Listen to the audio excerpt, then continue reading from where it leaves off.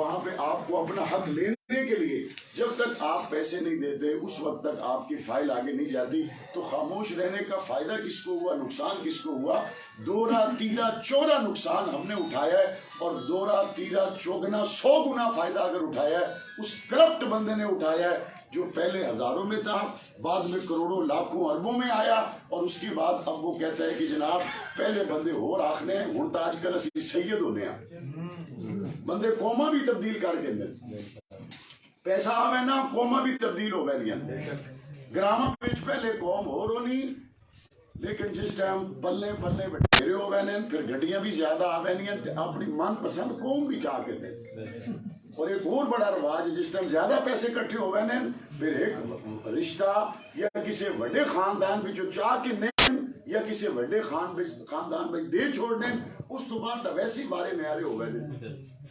وہ جی فلانے صاحب جی, فلانے جاگیردار صاحب جی, فلانے خان صاحب جی, فلانے صاحب نہ رشتہ داری ہوگی. اور اس کے بعد پھر کیا ہوتا ہے, پھر وہ دور شروع ہوتا ہے جب نسل در نسل لوگوں کی شعور کا قتل کیا جاتا ہے.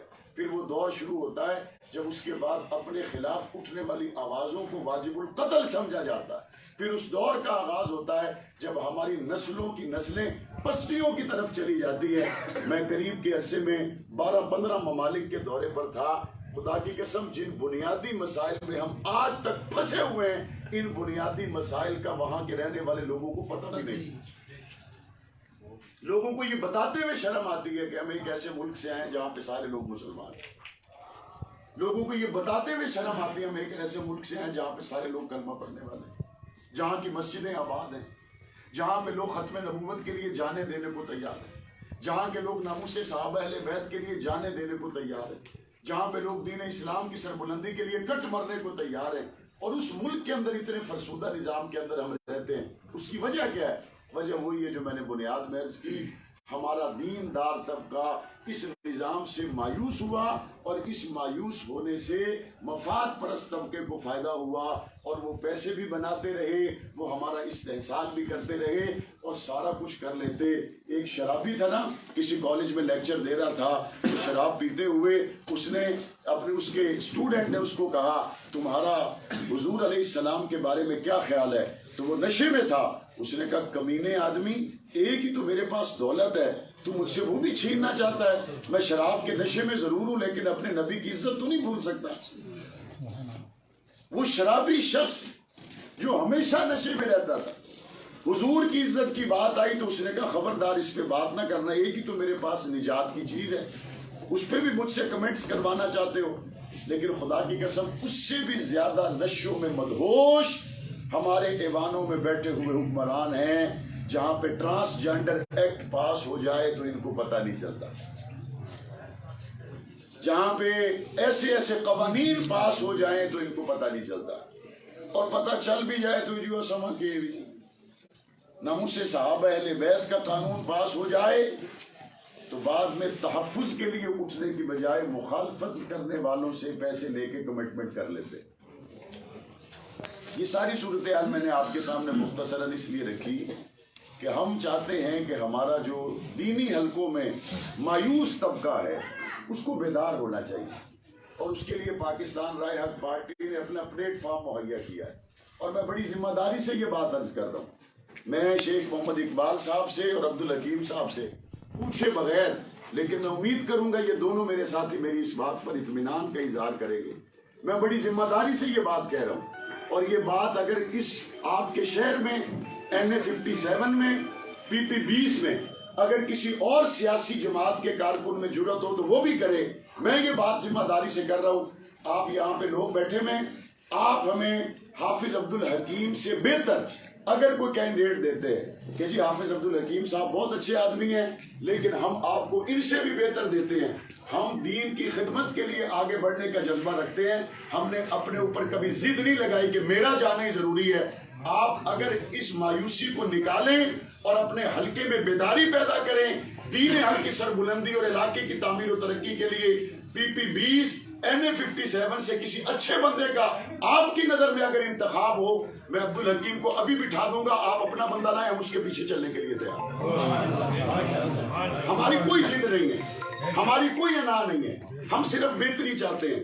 دینی حوالے سے جو شخص شعور بیدار کرنا جانتا ہو، آپ کے علاقے کے لوگوں کے مسائل کو جانتا ہو، اس کی بہتری کے لیے وہ واقعی سنجیدہ ہو، اور وہاں پہنچ کر وہ مصلحتوں کو نہ دیکھے، وہاں پہنچ کر گنبد خضرا کو دیکھے، ایسا بندہ ہم اسمبلی میں بھیجنا چاہتے ہیں۔ اگر آپ کو عبدالحکیم پر اعتماد ہے، ہمارے ساتھ کھڑے ہو جائیں۔ آپ کی نظر میں کوئی اور بہتر ہے، آپ اس کو لا کے کھڑا کریں، میں اور میرے کارکن ہم اس کے پیچھے چلیں گے، لیکن مایوسیوں سے نکلنا ہوگا اور اپنے نمائندے کو ایوانوں تک پہنچانا ہوگا۔ اس کے لیے آپ پرعزم ہیں انشاءاللہ۔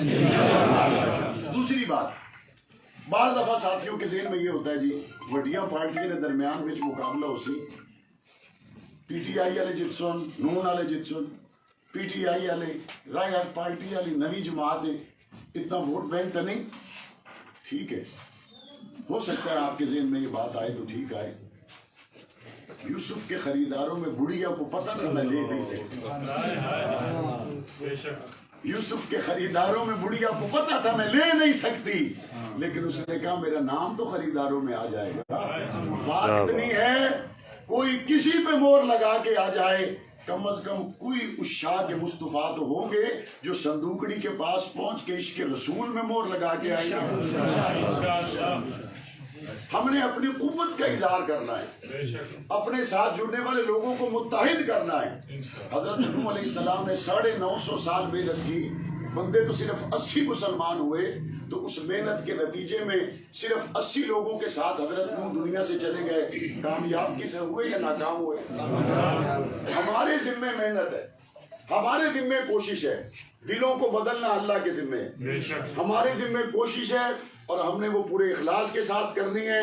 اور ساری دنیا کو پتا ہے کہ اس ملک میں دین حق کی سربلندی کے لیے جو قربانیاں ہمارے اکابرین نے پیش کی ہیں، اس کی پاکستان تو کیا قریب کے زمانے میں دنیا مثال پیش کرنے سے عاجز ہے۔ اور الحمدللہ میں نے ایوان میں پاکستان رائے حق پارٹی کے پارلیمانی لیڈر کی حیثیت سے 4 سال کا عرصہ گزارا۔ ہم نے حضور کی آبرو کے لیے کبھی پارٹیوں کو نہیں دیکھا، ہم نے گنبد خضرا کو دیکھا۔ اور انشاءاللہ پاکستان رائے حق پارٹی کا ادنا سے ادنا کارکن، وہ ضلع کونسل میں ہو، تحصیل کونسل میں ہو، صوبے اور وفاق کی اسمبلی میں ہو، انشاءاللہ ثم انشاءاللہ اول اگر اس کے سامنے کسی کی ذات ہوگی تو ذات مصطفیٰ ہوگی۔ آپ ہمارے قدم مضبوط کریں گے، دست و بازو بنیں گے، اس دفتر کے ساتھ اور اس جماعت کے ساتھ ہمیشہ اپنے رابطے کو مستحکم کریں گے۔ اللہ تعالی ہم سب کا حامی ناصر ہو۔ آپ سب دوستوں کا پاکستان رائے حق پارٹی کے دفتر آمد پر میں دل کی گہرائیوں سے شکر گزار ہوں، اور میں امید کروں گا کہ آج کے دن سے جو لوگ ہمارے ساتھ اتفاق کر چکے ہیں، اب یہ اپنے باقی کاموں میں سے روزانہ کی بنیاد پر کم از کم 2 گھنٹے فارغ کر کے اپنے بازاروں میں، محلے میں، شہر میں لوگوں سے ملیں گے، اور ملاقاتوں کے ذریعے ہماری سیاسی فکر کو آگے پھیلائیں گے، لوگوں کو اپنے ساتھ شامل کریں گے، اور اس کاز کو لے کر آگے چلنے میں آج سے لے کر الیکشن کے دن تک بالکل بھی سستی اور غفلت کا مظاہرہ نہیں کریں گے، اور انشاءاللہ آپ کے اخلاص اور محنت کی برکت سے کامیابی آپ کے قدم چومیں گی۔ ہم اس پار ہوئے تو بھی کامیاب ہیں، ہم اس پار ہوئے تو بھی کامیاب ہیں۔